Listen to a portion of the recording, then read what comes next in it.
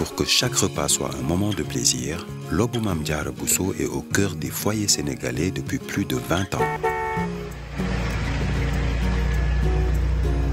Situé au kilomètre 18 route de Rufisque à Dakar, Lobou Mame Diarra Bousso est une société 100% sénégalaise spécialisée dans l'enfûtage et la distribution de gaz butane.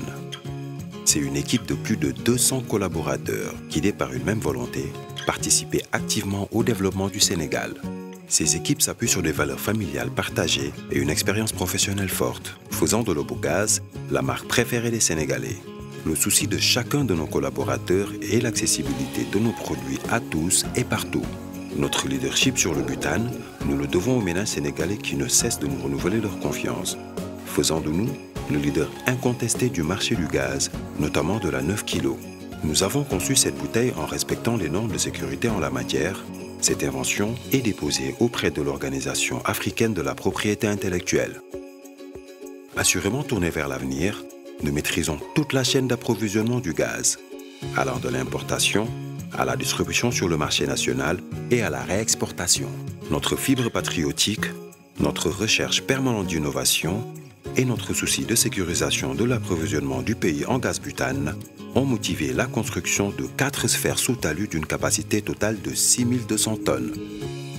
Lobou Mame Diarra Bousso est ainsi le numéro 1 au Sénégal et dans la sous-région en stockage conforme de gaz butane. Nos lignes de production comportent 7 carrousels, composés chacun de 12 bascules automatiques et de 5 autres bascules manuelles, soit une capacité de production de 9000 bouteilles par heure, ce qui nous permet d'approvisionner le marché sénégalais en toute fiabilité. Le gaz butane reste un produit inflammable et parce que la sécurité est primordiale pour nous, nous avons mis en place une équipe de sécurité formée et composée d'officiers de sapeurs-pompiers, de professionnels du butane et de collaborateurs. Des simulations sont régulièrement effectuées dans l'enceinte du centre afin d'assurer la sécurité de nos travailleurs, mais également des riverains. Mais nos ambitions ne s'arrêtent pas là. Nous diversifions aussi nos activités pour devenir un acteur majeur des produits pétroliers et avons lancé en 2016 notre première station-service sous la marque Lobou Oil, avec la volonté d'innover dans la distribution d'hydrocarbures à l'instar du butane. Modernité, expertise, innovation. Aujourd'hui, nous sommes engagés pour répondre aux besoins de toute la société sénégalaise. Notre professionnalisme nous a valu la confiance de nombreuses entreprises au-delà de nos frontières, faisant ainsi de Lobou Mame Diarra Bousso un acteur incontournable de la sous-région. Demain, notre ambition est de renforcer notre présence en Afrique de l'Ouest pour conquérir de nouveaux marchés. Pour continuer à vous accompagner partout, et parce que vous méritez toujours mieux, Lobou Mame Diarra Bousso ne cesse d'innover, de voir plus loin.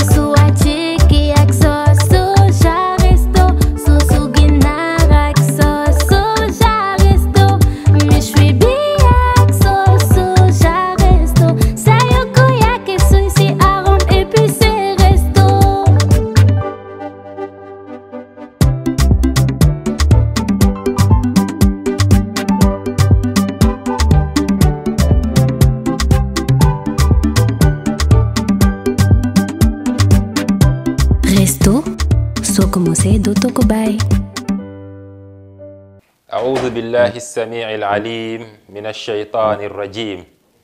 بسم الله الرحمن الرحيم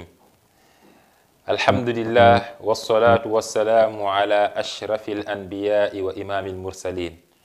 حبيبنا ونبينا وعلى آله وصحبه وسلم أجمعين mbokk yi ñu ngi leen di nuyu di leen ziyaara gannaaw bi ñu sante suñu borom subhanahu wa taala di julli ci ngeen ci bindeef di ñaan borom bi subhanahu wa taala mu nangul ñu nangul leen yal nañu borom subhanahu wa taala jéggal suñuy bàkkaar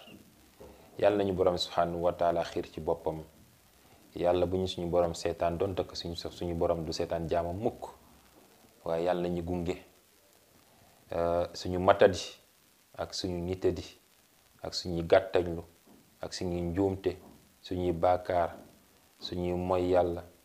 yépp yàlla na ko borom subhanahu wa taala nëbb suturaal ñu àddina waaye suturaal ñu àllaaxira ndax bés dina ñëw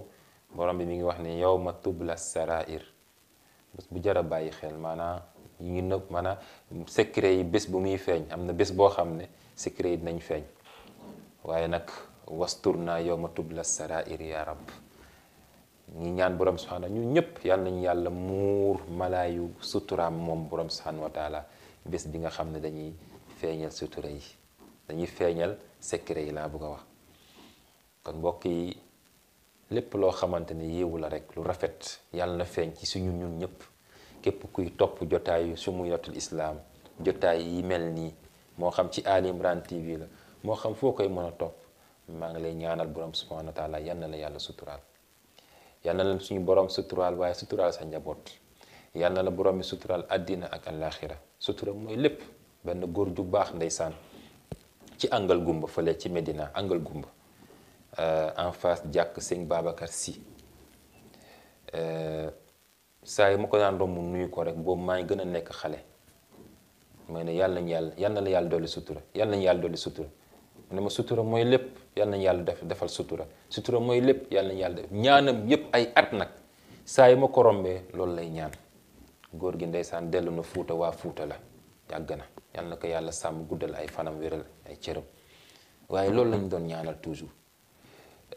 ñu papa Alhaji Moussa Traoré ndeysaan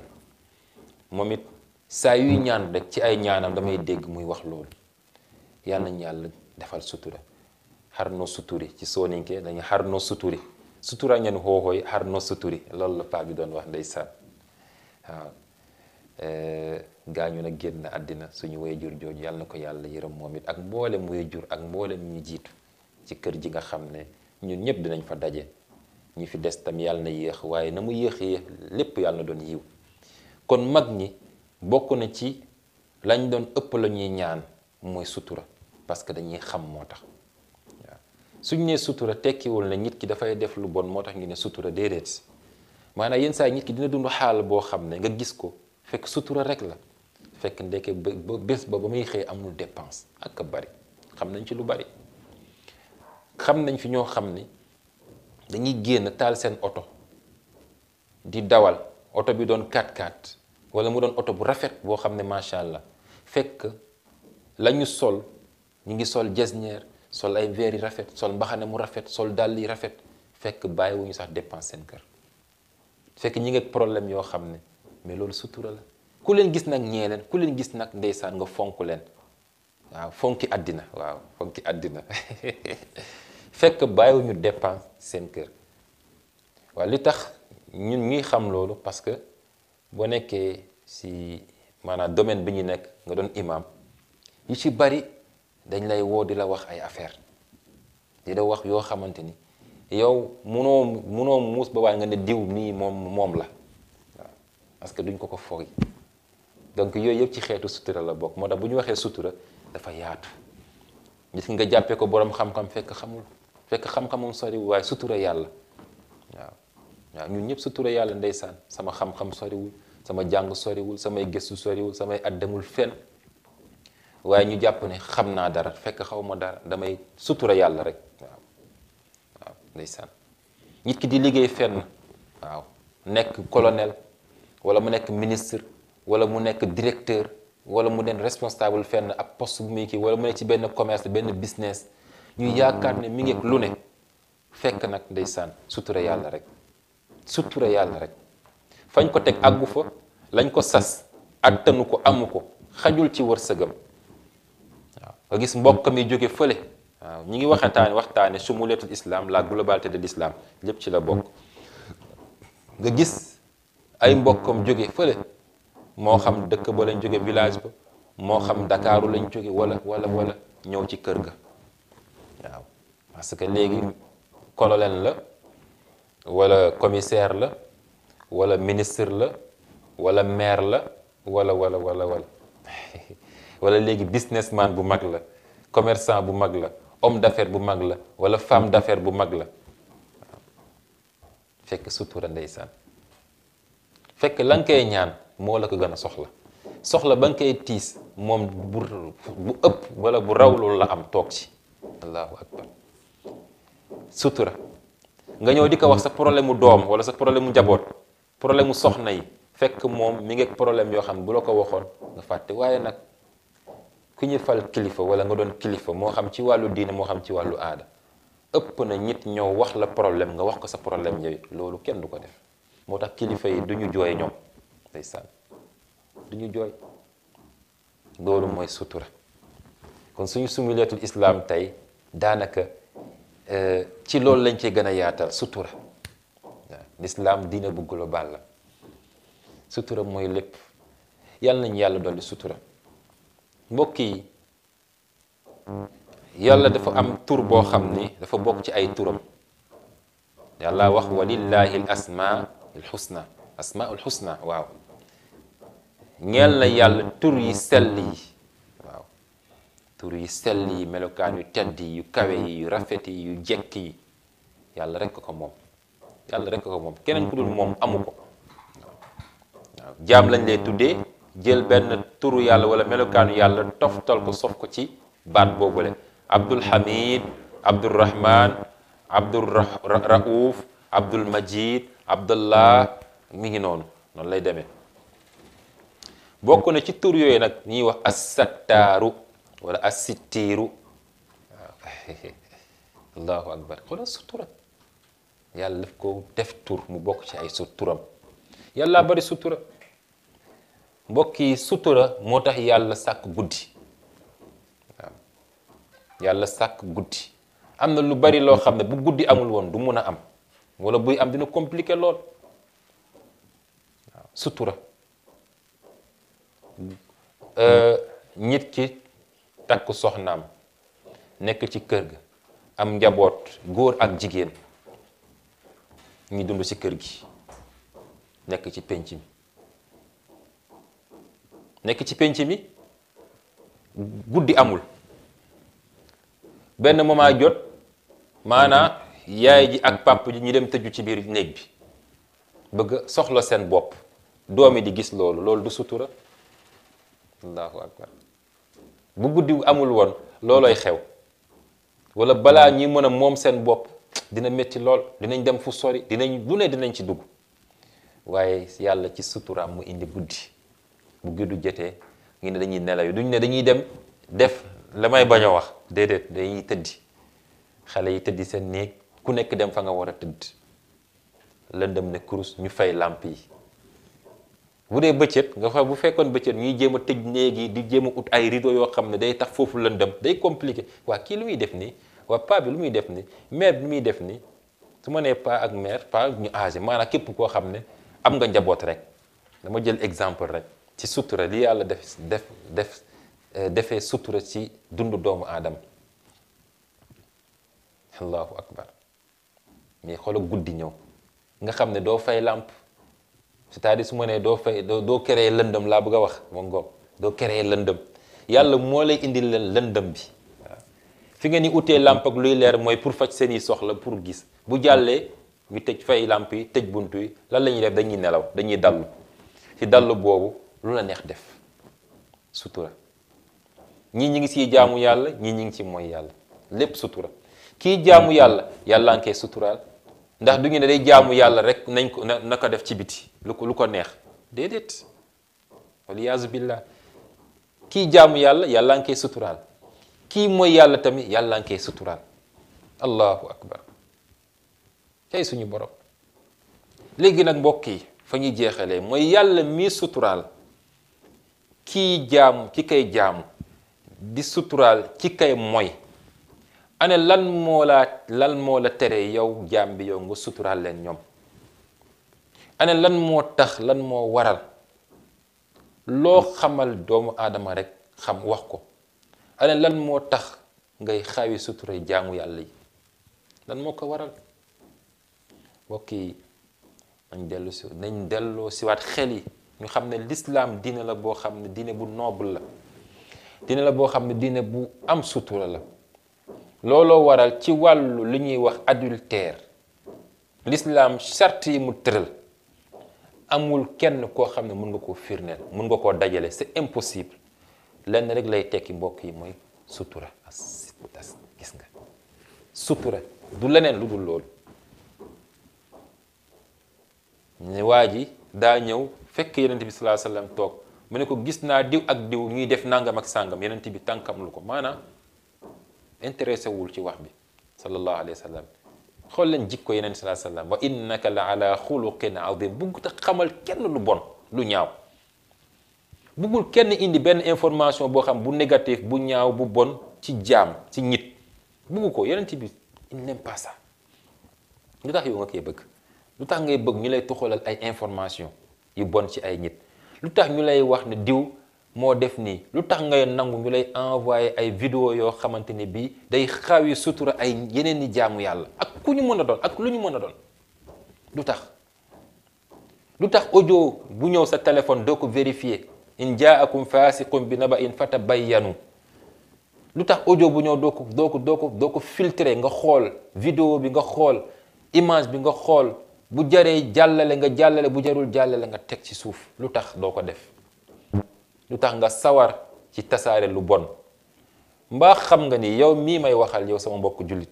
yow sama mbokk sénégalais ak foo mën a nekk yow sama mbokk jullit bi ak foo mën a doon foo mën a nekk mbaa xam ne suñu borom subhanahu wa taala sanction yi mu teg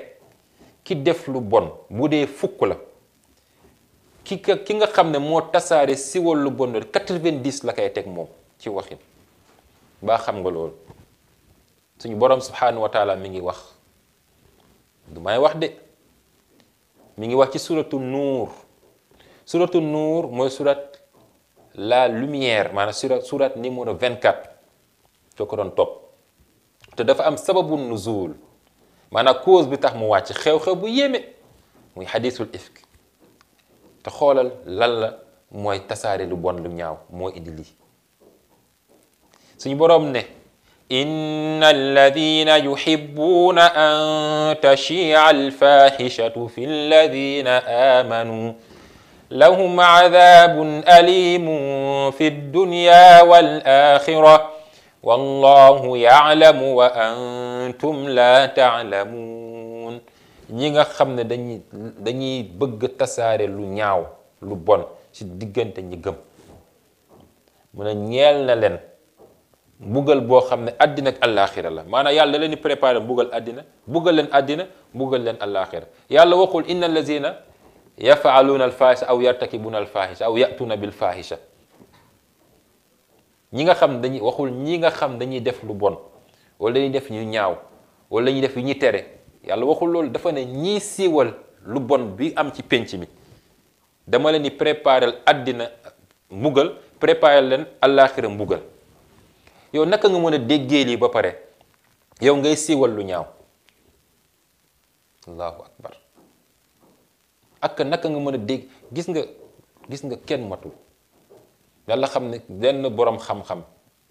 da doon wax ci lislaam wax taalibe yéemu ñii di daanu fii ñii di daanu leer ku ne di wax mun def leen ndànk sutura yàlla rek sutura ñu ne ko lan moo xew mu ne wallahi giñ naa ko ci borom asamaan ak suuf li ma def ci ñaaw lu ñaawteef bu fekkonte dañ koy bind ci jë mu ne kon kenn du toog sama wet ba may déglu kenn du ma déglu mu ne ñaar mu ne bu fekkonte ne xet la buy dégager ci doomu aadama mu ne kon benn jaam du ma jege ndax xet bu bon xet bu naqari allahu akbar kon comme noonu la demee nañuy suturaalante xam nga siiwal lu bon ak jéem a dàq lu bon mu jóge fi maanaam xeex ko mu jóge fi bokkut am na yoo xam ne waxu penc la am na yoo xam ne du waxu penc am na yoo xam ne am na neneen nuñ ko mën a régler ak fu ñu war a jaar ay procédure ak ay processus yoo xam ne mën nañ koo def kilifa yi def ko wala ñi nga xam ne ñoom mën nañu ko comme man ra'a minkum munkaran fal yughayyiruhu bi yadihi fa in lam yastati fa bi lisaanihi fa in lam yastati fa bi qalbihi dafa am ay procédure ay étape ay niveau ku képp ku gis si yéen lu ñu tere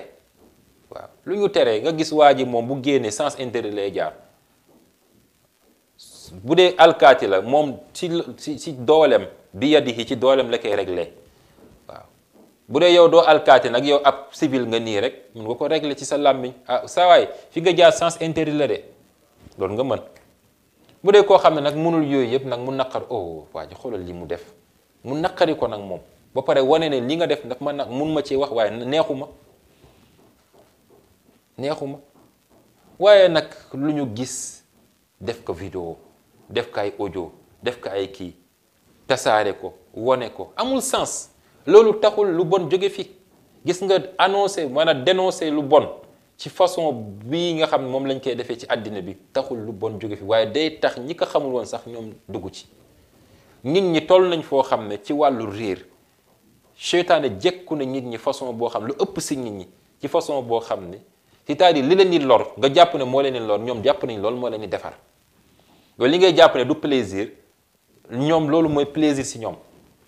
li ngay jàpp ne du àddina maanaam lii naka la ko nit mën a defee fekk moom mi ngi ci am bànneex boo xam ne daa mel ni drogue bi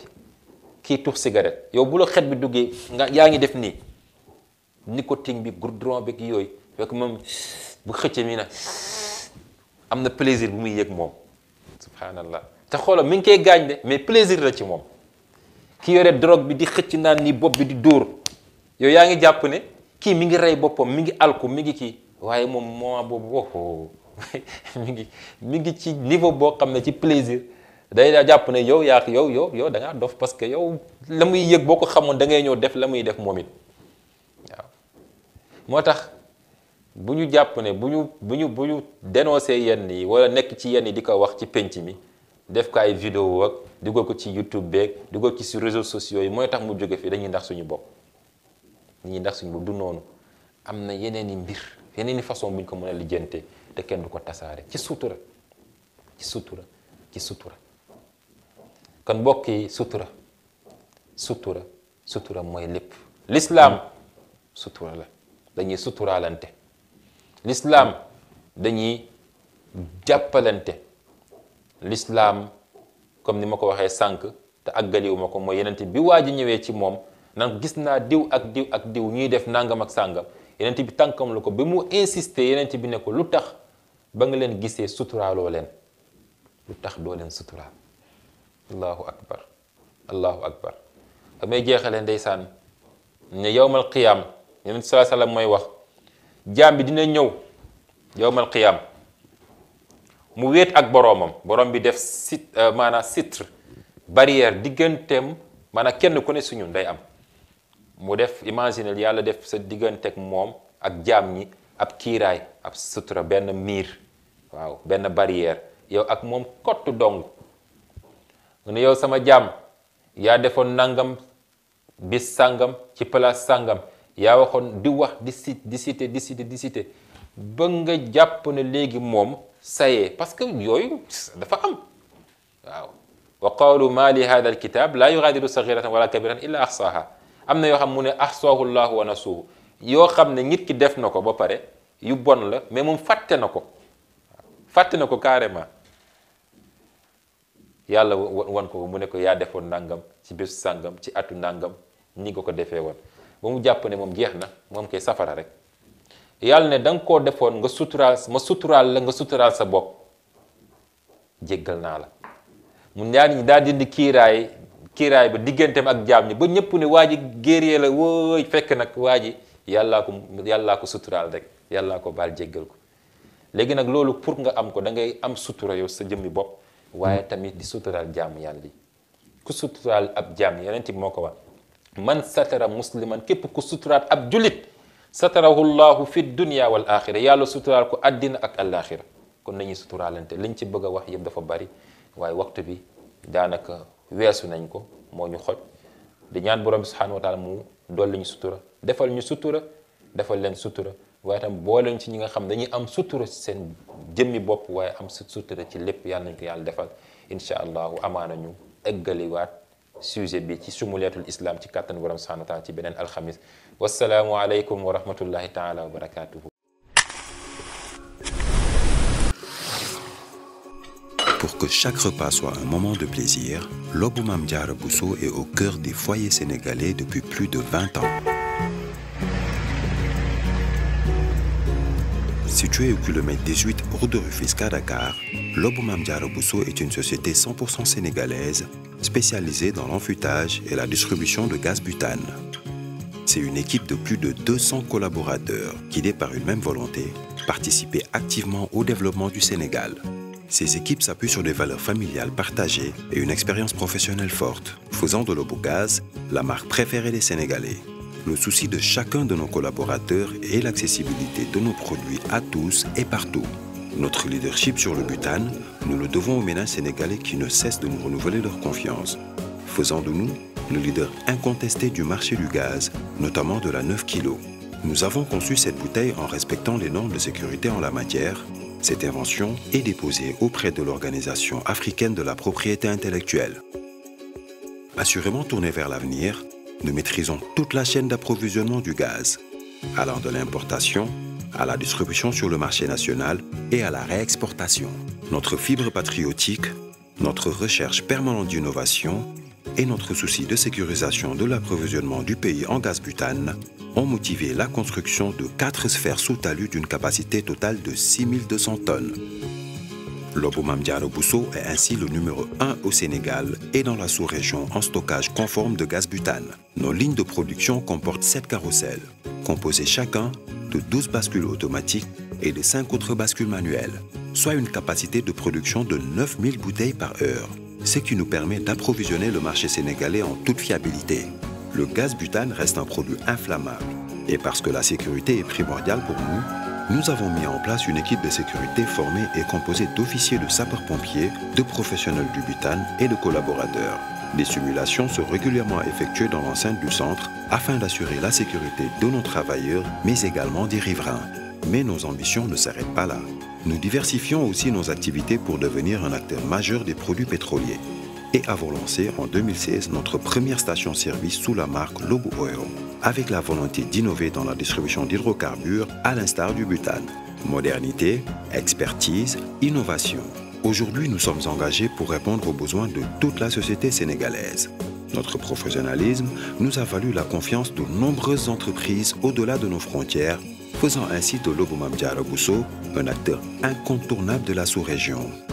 Demain, notre ambition est de renforcer notre présence en Afrique de l'Ouest pour conquérir de nouveaux marchés. Pour continuer à vous accompagner partout, et parce que vous méritez toujours mieux, Lobo Mame Diarra Bousso ne cesse d'innover, de voir plus loin.